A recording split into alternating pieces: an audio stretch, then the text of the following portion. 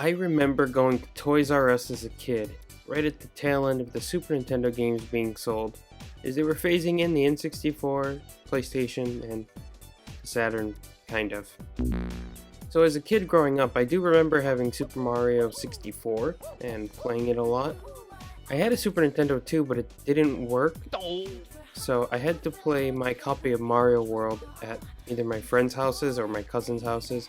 So while I was at Toys R Us walking down those aisles, my eyes caught a demo running of a game.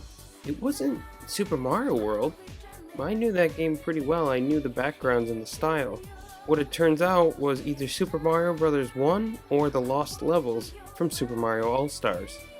I didn't have an NES as a kid, so I wasn't able to get to the original games until a little bit later, but I always remember how nice the levels looked, and I really wanted to try this game.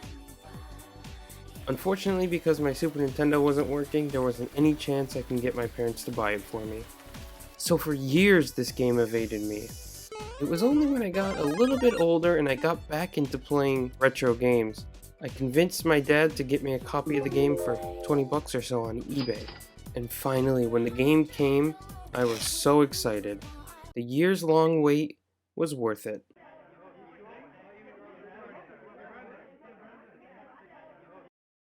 Super Mario Collection. Wait, what? Collection?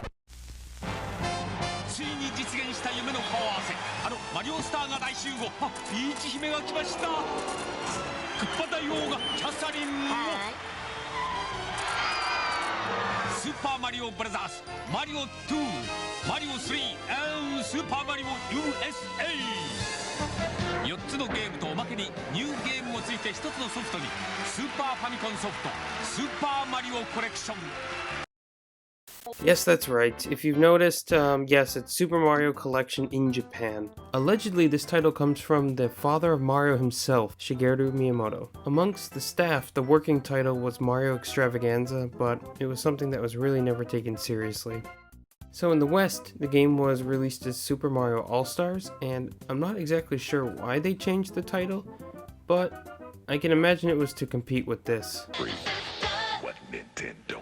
So All-Stars I think has more of a nice ring to it, and we like to use All-Stars in America in general, especially with sports and things like that. Also, a neat little difference off the bat besides the title is when you press start while the lights are still off, it'll go right to the game selection screen without the lights turning on, and they changed this for the international version. Also, if you listen closely, the chatting is a little bit different.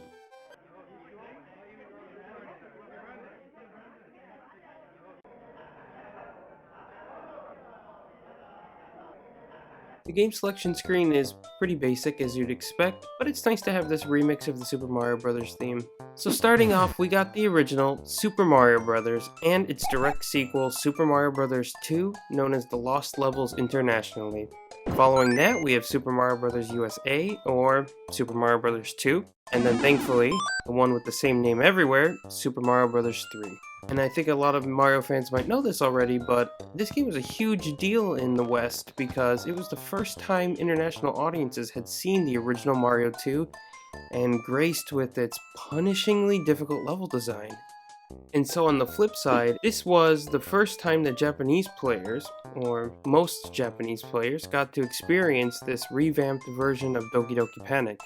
And yes, while Mario USA was released on the original Famicom, this was in 1992, which was a year before this game came out, and the Super Nintendo had, already started flying off the store shelves by then.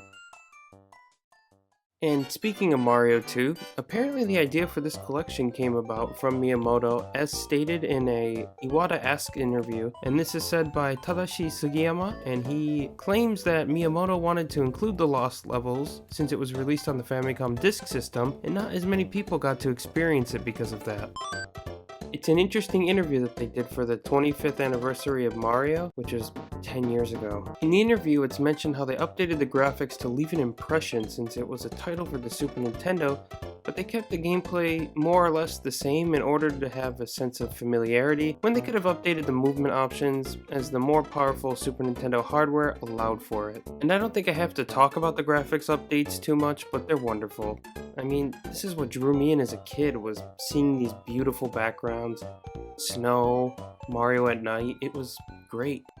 So one thing I really love, and at the risk of sounding cheesy, is how each game sort of retains its own soul. The Mario sprites look different from each other and they each fit their world perfectly. They really do feel like updates to the original games, and they play to each other's strengths while trying not to homogenize each game. And it's not just the fresh coat of paint, but it's also nice quality of life updates, such as adding a save system, letting you save each level of Super Mario Bros. Lost Levels because that game is really tough without it, and this allows the games to be more accessible and it adds to the legacy of these timeless classics.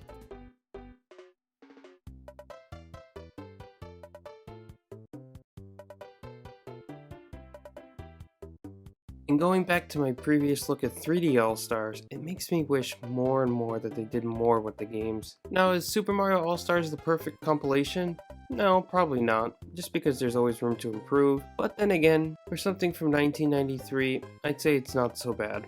And we have 4 great games on here. But then again, Super Mario Bros. Lost Levels was not as accessible as it is now, so it was essentially, yeah, like having a whole bunch of new levels.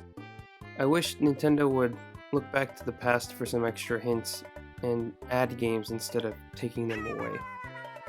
You know, when Mario went from 2D to 3D, it was a huge deal and it revolutionized the series. You would hope that from All-Stars to 3D All-Stars there would be another big change. At least we got some soundtracks. Thanks again for watching, and I'll see you guys next time.